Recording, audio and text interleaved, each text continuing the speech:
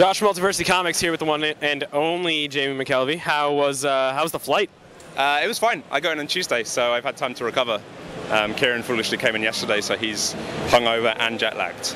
Not good. The winning combination. Yeah. I planned ahead. He's stupid. Right on. So I guess the thing right on top of my mind right now is, how's the process going on Suburban Glamour 2? It's going. It's going slower than I had initially thought because I'm doing a lot of Marvel work at the moment, which, you know, they have deadlines. I mean, it's a good problem to have. It is, yeah. There are worse problems to have, yeah. You know, and it's nice to get paid and stuff like that. So I'm having a blast drawing the Marvel stuff. So yeah, it's going. I'm writing it. The overarching plot of the second series is all sorted. I'm starting writing the issues. I think it's going to be 6 issues, and I guess I'll start drawing it towards the end of the year, hopefully.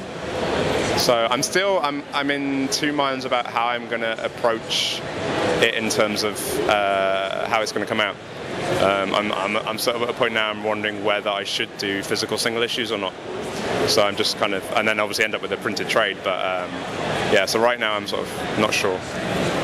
You mentioned your Marvel work. I know you're doing, you have a piece in the Ultimate Spider-Man anniversary issue, and you did 1 Month to Live. What else are you working on for Marvel? I'm doing a backup for Osborn issue 1, written by Warren Ellis. I'm doing something else, which hasn't been announced, so I probably can't tell you what it is. But that is also quite exciting. It's quite something we kind of came up with the idea for in San Diego, and sort of pitched it, and they went yes. So that's good. Ongoing mini. I think it's ongoing, but we'll see.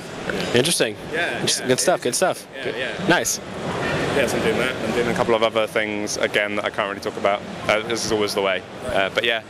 Well, stuff that you can talk about because you just mentioned it. I actually didn't know that Warren Ellis was writing that backup. What's it like working with someone as heady as Mr. Ellis? It's good fun. The script is awesome. I mean, we've been friends with him for years. You know, I don't think we'd have careers without him. You know, he's supported Phonogram so much all the way through. So yeah, it's nice to finally work with him. You know, working with proper writers instead of Kieran is pretty good. You know, it's him, Kelly Sue, Fraction. Yeah, it's good stuff. Good stuff. Yes, what are some artists that you can cite as influences on your work? I always find this really difficult because I'm not sure I consciously do. I'd say Philip Bond. Huge, like I've got a page of Kill Your Boyfriend in my house, and Kieran bought one too as well as soon as he thought that I bought one because he was jealous. Let's think, I guess people like Paul Pope as well, which not everybody sees, but I don't think it's necessarily something you can see. Like a lot of people say, oh, you know, you're obviously influenced by Steve Dillon, and I'm thinking, not really. I like his stuff, and I've read it, but like when I was sort of developing my style and stuff, I wasn't really aware of him at the time. So yeah, it's really hard to say. Yeah, people like China Clugston. So I was reading things like Blue Monday when I was starting in comics.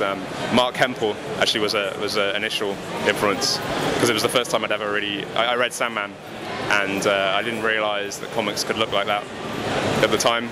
And I was like, oh, okay, that's kind of what I want to do. So then I started drawing, and it went on from there. So.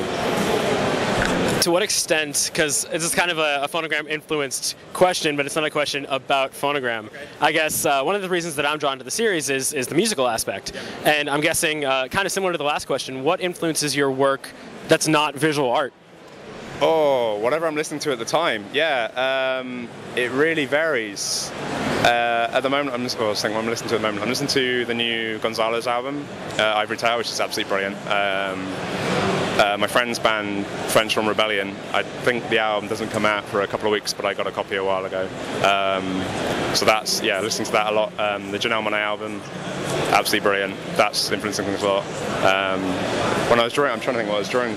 Phonogram, I was listening to a lot of things like Metric and Feist and LaRue, Ladytron.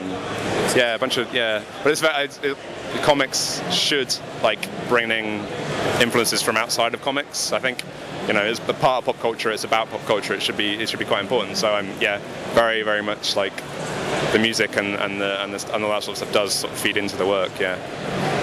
Cool. No, thanks a lot. You're welcome.